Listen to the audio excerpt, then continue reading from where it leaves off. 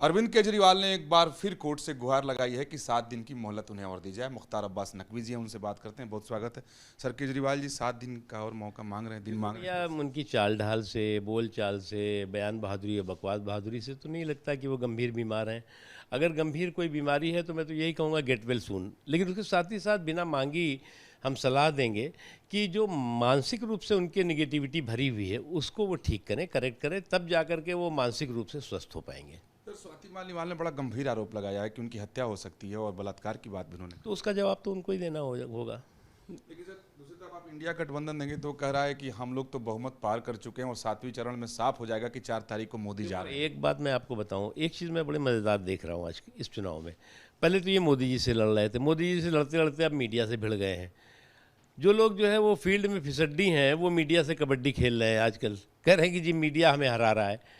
अभी इससे पहले जो है वो कह रहे थे ये चुनाव आयोग हरा रहा है, फिर कह रहे थे ईवीएम हरा रहा है। तो इनको इस बात का अच्छी तरह एहसास है कि 24 के चुनावी चौपाल पे ये चारों खाने चित होने वाले हैं। सर, कांग्रेस अध्यक्ष मल्लिकार्जुन खड़गे के कई बयान आए हैं। एक बयान में उन्होंने कहा है कि जो मोदी की नीति है वो धीरे धीरे लोगों को निगल जाना चाहती है।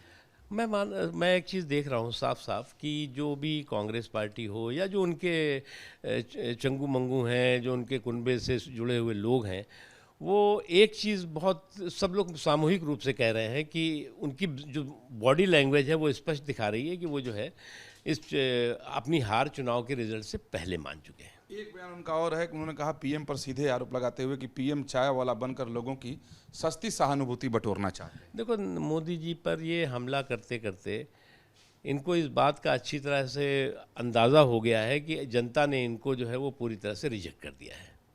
सर, एक सवाल और है कि चाहे वो कांग्रेस हो या सपा हो, देखा जा रहा है कि पड़ोसी मुल्क पाकिस्तान में भी इन लोगों की जीत के लिए दुआएं मांगी जा रही हैं। देखो, चाहे समाजवादी टीपू हो और चाहे सामंती सुल्तान, उनके लिए चाहे पाकिस्तान में दुआ हो चाहे अफगानिस्तान में दुआ हो, लेकिन हिंदुस्तान में सुपड़ा साफ होगा। एक अंतिम सवाल सर, कि क्या वजह है कि लगातार विपक्ष की ओर से सिर्फ प्रधानमंत्री नरेंद्र मोदी को ही टारगेट करके अलग अलग तरह के बयान अलग अलग जगहों से दिए जा रहे हैं? देखिए, नरेंद्र मोदी जी के तपस्या की ताकत और परिश्रम के परिणाम ने जो देश में परिवर्तन और देश में बदलाव ला करके खड़ा किया है, उसका एहसास उन सबको भी है। जो चीज़ें कि इतने वर्षों तक जिन लोग सत्ता में रहे हैं वो नहीं कर पाए, नरेंद्र मोदी जी ने उन 10 सालों के अंदर उसको करके दिखा दिया है। अरविंद केजरीवाल ने एक बार फिर कोर्ट से गुहार लगाई है कि 7 दिन की मोहलत उन्हें और दी जाए। मुख्तार अब्बास नकवी जी हैं, उनसे बात करते हैं। बहुत स्वागत है सर। केजरीवाल जी 7 दिन का और मौका मांग रहे हैं, दिन मांग रहे हैं। या उनकी चाल ढाल से, बोल चाल से, बयान बहादुरी या बकवास बहादुरी से तो नहीं लगता कि वो गंभीर बीमार हैं। अगर गंभीर कोई बीमारी है तो मैं तो यही कहूँगा गेट वेल सून। लेकिन उसके साथ ही साथ बिना मांगी हम सलाह देंगे कि जो मानसिक रूप से उनके निगेटिविटी भरी हुई है उसको वो ठीक करें, करेक्ट करें, तब जा कर के वो मानसिक रूप से स्वस्थ हो पाएंगे। सर, स्वाति मालीवाल ने बड़ा गंभीर आरोप लगाया है कि उनकी हत्या हो सकती है और बलात्कार की बात भी उन्होंने। तो उसका जवाब तो उनको ही देना होगा। लेकिन सर, दूसरी तरफ आप इंडिया गठबंधन देंगे तो कह रहा है कि हम लोग तो बहुमत पार कर चुके हैं और 7वें चरण में साफ हो जाएगा कि 4 तारीख को मोदी जा रहे हैं। एक बात मैं आपको बताऊं, एक चीज़ मैं बड़े मज़ेदार देख रहा हूं आज इस चुनाव में। पहले तो ये मोदी जी से लड़ रहे थे, मोदी जी से लड़ते लड़ते अब मीडिया से भिड़ गए हैं। जो लोग जो है वो फील्ड में फिसड्डी हैं वो मीडिया से कबड्डी खेल रहे हैं आजकल। कह रहे हैं कि जी मीडिया हमें हरा रहा है। अभी इससे पहले जो है वो कह रहे थे ये चुनाव आयोग हरा रहा है, फिर कह रहे थे ईवीएम हरा रहा है। तो इनको इस बात का अच्छी तरह एहसास है कि 24 के चुनावी चौपाल पे ये चारों खाने चित होने वाले हैं।